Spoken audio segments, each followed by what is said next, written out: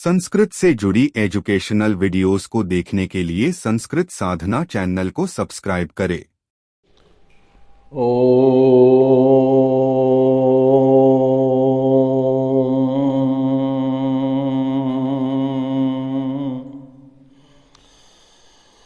हसितगिरिसमं स्यात् कज्जलं सिन्धुपात्रे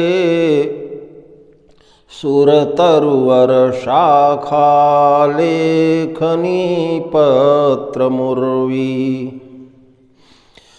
लिखति यदि गृहीत्वा शारदा सर्वकालम् तदपि तव गुणानामीश पारं नयाति तदपि तव गुणानामीश पारं नयाति यस्मिन् सर्वं यतः सर्वं यत्सर्वं सर्वतश्च यः यस्य सर्वमयो नित्यं तस्मै सर्वात्मने नमः तस्मै सर्वात्मने नमः। मैं डॉक्टर अक्षयवरनाथ तिवारी आज पुनः निज चैनल संस्कृत साधना के माध्यम से उपस्थित हुआ हूँ और संस्कृत के सुधीजनों का हार्दिक स्वागत। आज 10 जनवरी 2022 सनातन धर्म के अनुसार पौष मास शुक्ल पक्ष और नवमी तिथि है। आज हमारे वक्तव्य का विषय आचार्य मम्मट द्वारा विरचित काव्य प्रकाश के नवम उल्लास के अंतर्गत श्लेष अलंकार है। जैसा कि श्लेष शब्द है, श्लिष धातु का अर्थ होता है चिपकना, और साहित्य के अंतर्गत इसकी संगति भी अलंकार के परिप्रेक्ष्य में अच्छी बैठ जाती है कि जब दो प्रकार के शब्द एक में चिपक जाते हैं, अर्थात अपने भिन्न भिन्न स्वरूप को एक में प्रकट कर देते हैं और उनके अर्थ पूर्णतया अलग हुआ करते हैं, वही श्लेष हुआ करता है। परम आदरणीय आचार्य प्रवर मम्मट ने काव्य प्रकाश के नवम उल्लास के अंतर्गत श्लेष अलंकार का विवेचन किया है। आगे चलकर दशम उल्लास के अंतर्गत भी श्लेष अलंकार का विवेचन किया है। तो प्रश्न ये होता है कि क्या यह श्लेष नाम तो एक है और यह श्लेष अलंकार शब्दालंकार भी है और अर्थालंकार भी है। अगर है तो इसकी निकष माने कसौटी, इसकी कसौटी क्या है? तो इस पर आचार्य मम्मट ने नवम उल्लास के अंतर्गत ही स्पष्टीकरण दिया है और कहा है कि कहाँ पर कौन सा दोष, कौन सा गुण, कौन सा अलंकार शब्दगत होगा, और कहाँ पर कौन सा दोष, कौन सा गुण और अलंकार अर्थगत होगा, तो इसकी कसौटी के रूप में दो मानक हैं। एक को अन्वय कहा गया और दूसरे को व्यतिरेक कहा गया। तत्सत्वे तत्सत्वमन्वय, उसके होने पर उसका बना रहना, अर्थात उस शब्द के बने रहने पर उस अलंकार का बना रहना, उस शब्द के रहने पर उस दोष का बना रहना, और उस गुण के, उस शब्द के रहने पर बना रहना। इसका आशय यह है कि वहाँ दोष, गुण और अलंकार यह शब्द का अनुवर्तन कर रहे हैं, अर्थात शब्द की परिवृत्ति को सहन नहीं कर पाते हैं।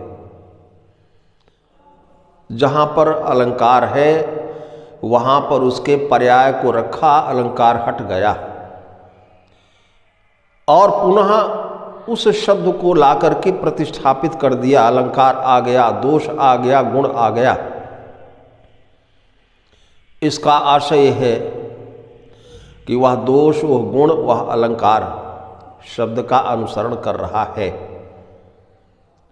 और द्वितीय निकष या कसौटी है तदभावे तदभाव व्यतिरेका, उस शब्द का अभाव कर दिया जाए तो वह गुण, वह दोष, वह अलंकार हट जाए। तो सामान्य रूप से यह कहने का आशय है कि जहाँ पर शब्द परिवृत्यसह होते हैं, परिवृत्ति शब्द का अर्थ होता है परिवर्तन, तो जहाँ पर शब्द परिवर्तन नहीं सहन कर सकते हैं वहाँ पर दोष, वहाँ पर गुण, वहाँ पर अलंकार यह निस्संदेह शब्दगत होंगे। लेकिन ये दोष, ये गुण, ये अलंकार अर्थगत तब होंगे यत्र तु शब्द परिवर्तनेपि दोषो न हीयते, गुणो न हीयते, अलंकारो न हीयते। यह इसकी निकष है। तो आचार्य मम्मट ने नवम उल्लास के अंतर्गत जिस श्लेष अलंकार का निरूपण किया है उसके लक्षण के रूप में जो कारिका दिया है, मैं उस कारिका का पाठ कर रहा हूं। वाच्य भेदेन भिन्नाः यत् युगपद भाषण स्पृशः श्लिष्यन्ति शब्दाः श्लेषासो वक्षरादिभिरष्टधा। मैं श्लेष अलंकार के इस लक्षण को पुनः पढ़ रहा हूँ। वाच्य भेदेन भिन्नाः यत् युगपद भाषण स्पृशः श्लिष्यन्ति शब्दाः श्लेषोऽसा वक्षरादिभिरष्टधा। कि जहाँ पर शब्द श्लिष्ट हो जाते हैं वहाँ पर श्लेष हुआ करता है। और इसी लक्षण में वाच्य भेदेन भिन्नाः यत्, कि वाच्य के भिन्नता से जो अलग हुआ करते हैं, अर्थात अर्थ की दृष्टि से जो अलग अलग हुआ करते हैं, किंतु युगपद, युगपद एक साथ, भाषण स्पृशः उच्चारण के विषय हो जाते हैं, कि जिनके अर्थ अलग अलग तो हुआ करते हैं, जिनके वाच्यार्थ पृथक पृथक हुआ तो करते हैं, किंतु उच्चारण की दृष्टि से जो एक हो जाया करते हैं। और फिर लिखा श्लिष्यन्ति शब्दाः, और जहाँ पर शब्द श्लिष्ट हो जाते हैं, असौ श्लेषा, वह श्लेष है। और फिर लिखा अक्षरादिभिरष्टधा, और अक्षर आदि की दृष्टि से यह श्लेष अलंकार 8 प्रकार का हुआ करता है।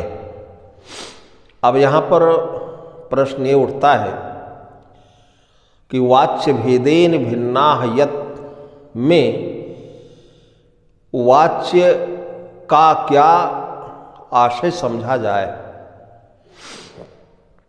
तो जैसे कोई शब्द उच्चरित होता है तो उसका जो प्रथम दृष्टया अर्थ लगता है वही उसका वाच्यार्थ हुआ करता है। आचार्य मम्मट ने काव्य प्रकाश के द्वितीय उल्लास के अंतर्गत 3 प्रकार के शब्द, 3 प्रकार के अर्थ और त्रिविध प्रकार की शक्तियों का उल्लेख किया है। और स्पष्ट लिखा वाच्यादयस तदर्थाः स्युः, वाच्य आदि उसके अर्थ हुआ करते हैं। तो किसके?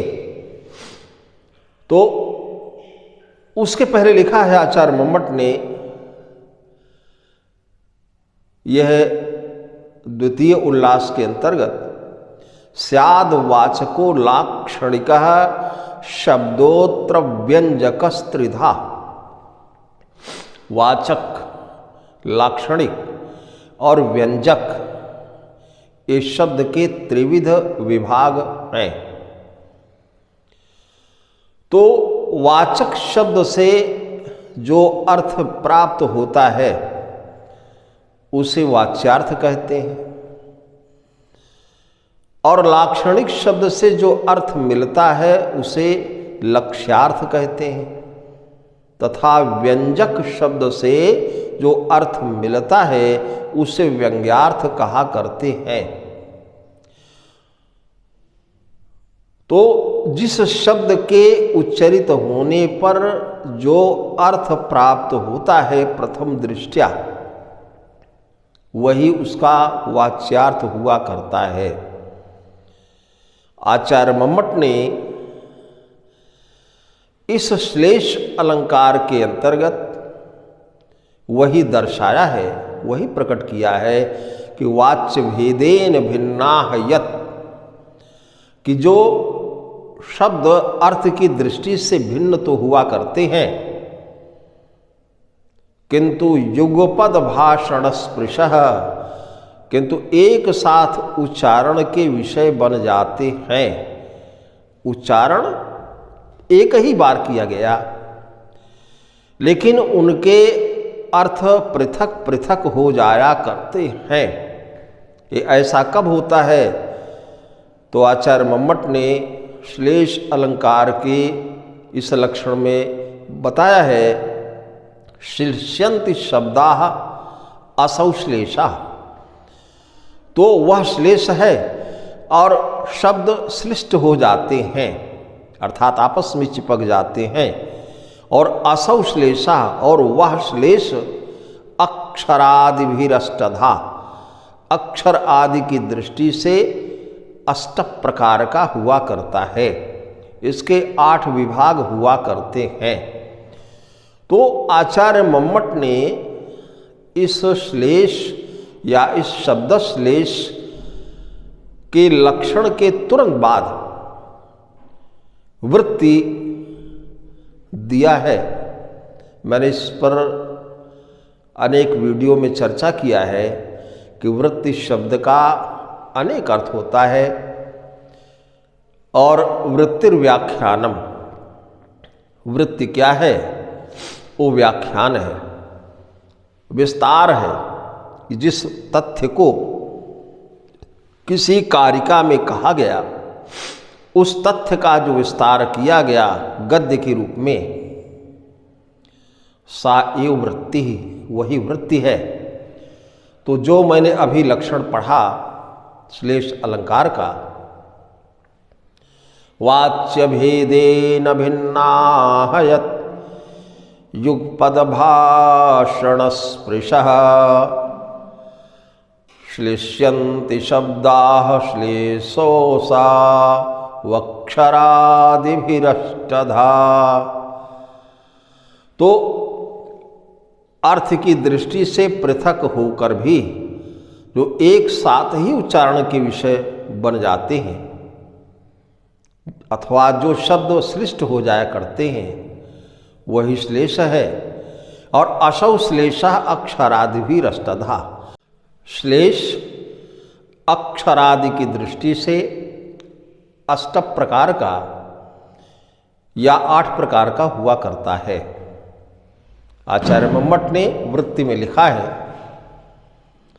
कि शब्द भेदेन अर्थ भेदा इति च दर्शने, दर्शने देखने पर, ये देखा जाता है कि शब्द के भिन्न होने पर अर्थ भी भिन्न हो जाया करता है।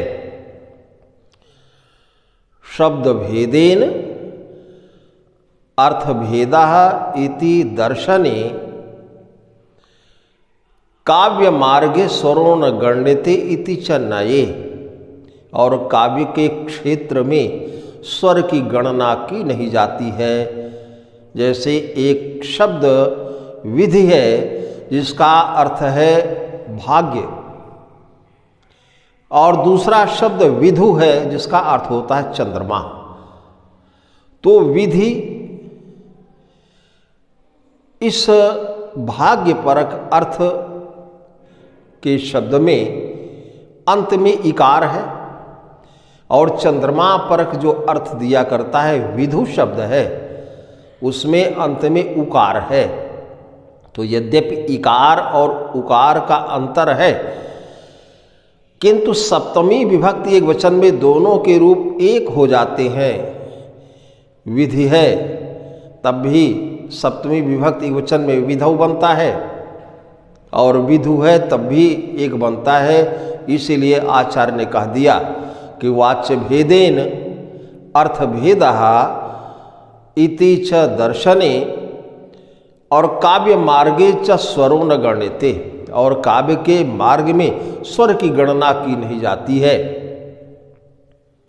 इस प्रकार से शब्दाः श्लिष्यन्ति, जब शब्द श्लिष्ट हो जाते हैं तो और स्पष्ट कर दिया, भिन्नम स्वरूपम अनुभवते, अपने भिन्न भिन्न स्वरूप को जो छिपा दिया करते हैं एक कर देते हैं, असौ श्लेषः, वही श्लेष है। और यह भी बता दिया कि 8 प्रकार कैसे होते हैं। तो सच, और वह जो श्लेष है वर्ण पद लिंग भाषा प्रकृति प्रत्यय विभक्ति वचनानाम भेदाद अष्टधा, कि वह श्लेष जो है वह वर्ण पद लिंग भाषा प्रकृति प्रत्यय और वचन की दृष्टि से 8 प्रकार के हुआ करते हैं। अगर वर्ण के माध्यम से श्लेष है तो वर्ण श्लेष होगा, ऐसे आगे भी समझना चाहिए। और इस अलंकार के उदाहरण के रूप में सर्वप्रथम आचार्य मम्मट ने भगवान शिव का उदाहरण दिया है, जिसे मैं पढ़ रहा हूँ, और प्रयास करूँगा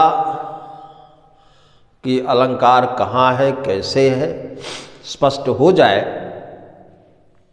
तो मैं उसका इस समय वाचन कर रहा हूँ, और उस वर्ण श्लेष का उदाहरण इस प्रकार है। अलंकारः शंकाकर नर कपालम परिजनो विशीर्णांगी भृंगी वसुच एको बहुवया। अवस्थेयं स्थाणोरपि भवति सर्वामरगुरोर्विधौ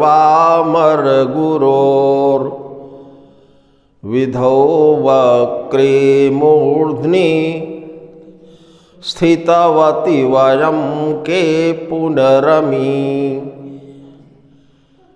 फिर सुनिएगा, विधौ वक्रे मूर्ध्नि स्थितवति वयं के पुनरमी।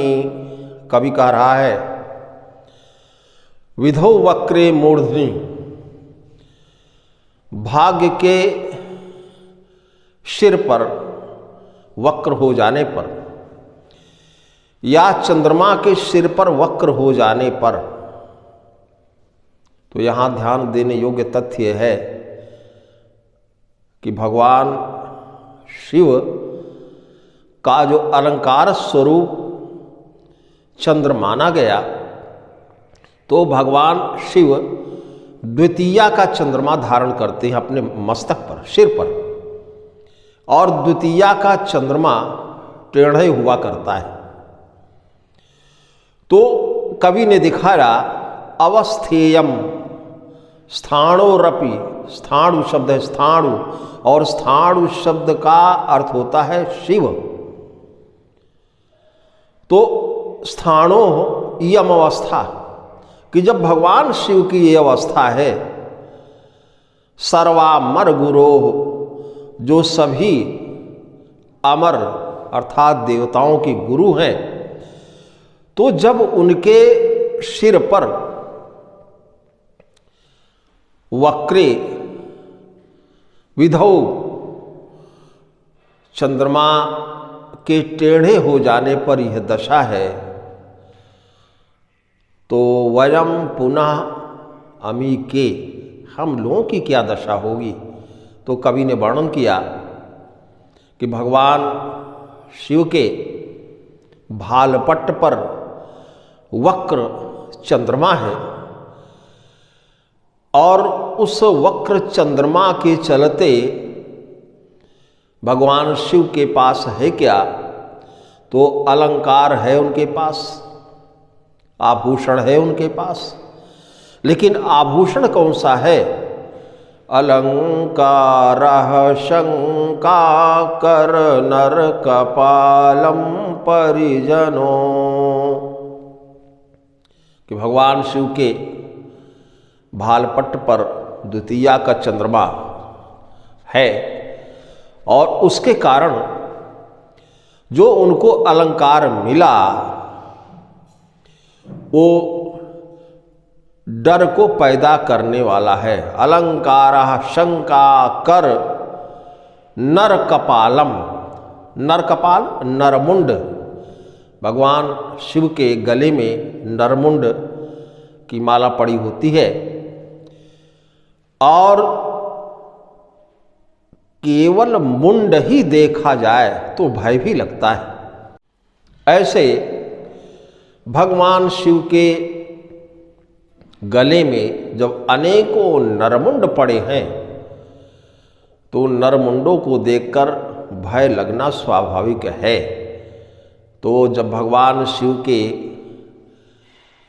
भालपट्ट पर वक्र चंद्रमा है और उनको अलंकार क्या मिला?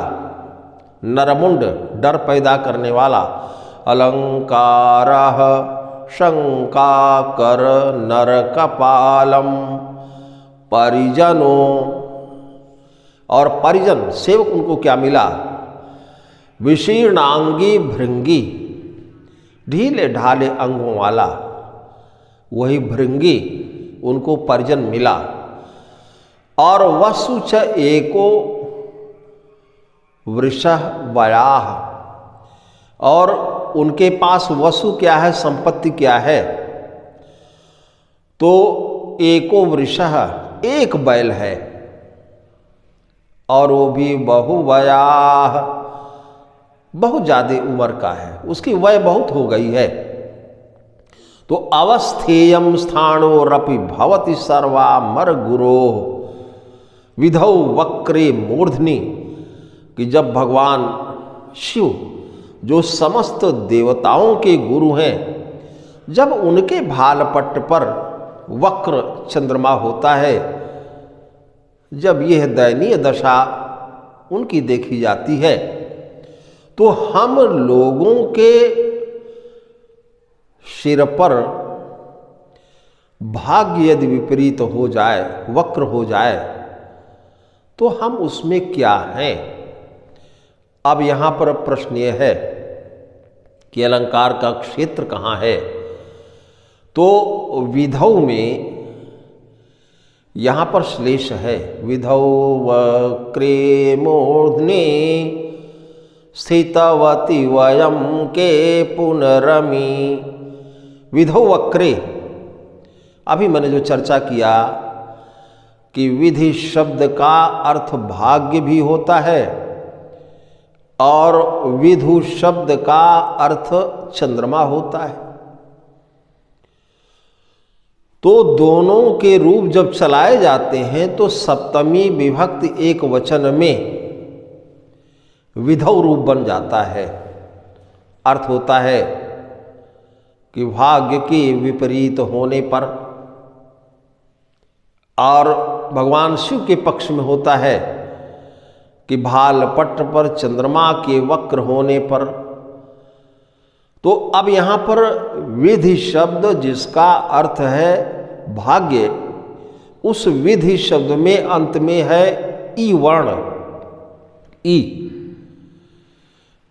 और विधु शब्द जिसका अर्थ होता है चंद्रमा, उस विधु शब्द के अंत में वर्ण है उ। तो विधि का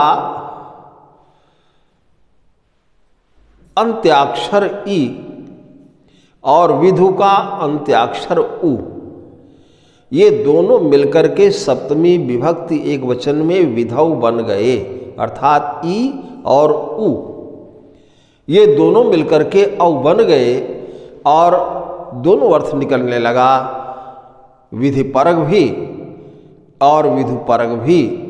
तो इस प्रकार से इस अलंकार की जान पहचान हो जाती है कि भगवान सिर के भालपट्ट पर वक्र चंद्रमा के रहने पर ये दशा जब हो जाती है, तो भला हम लोगों के भाग्य विपरीत हो जाने पर क्या दशा होगी। वयम के या अमी वयम के, हम लोग क्या हो सकते हैं, हम लोगों की क्या दुर्दशा हो सकती है, यह कोई जान नहीं सकता है। इस प्रकार से आज मैंने इस श्लेष अलंकार का विवेचन आज किया है। मुझे विश्वास है कि आप इससे संतुष्ट होंगे पुस्तक पढ़ करके, और जब देखेंगे हमारे वीडियो को तो निश्चित रूप से आप की समस्त शंकाओं का समाधान हो जाएगा और अलंकार सुस्पष्ट रूप में आपको मालूम पड़ जाएगा। अंत में इतना अवश्य कहेंगे कि जयतु संस्कृतम, जयतु संस्कृतम, जयतु संस्कृतम। अगर आपको ये वीडियो पसंद आया हो तो इसे लाइक, शेयर और कमेंट जरूर करें।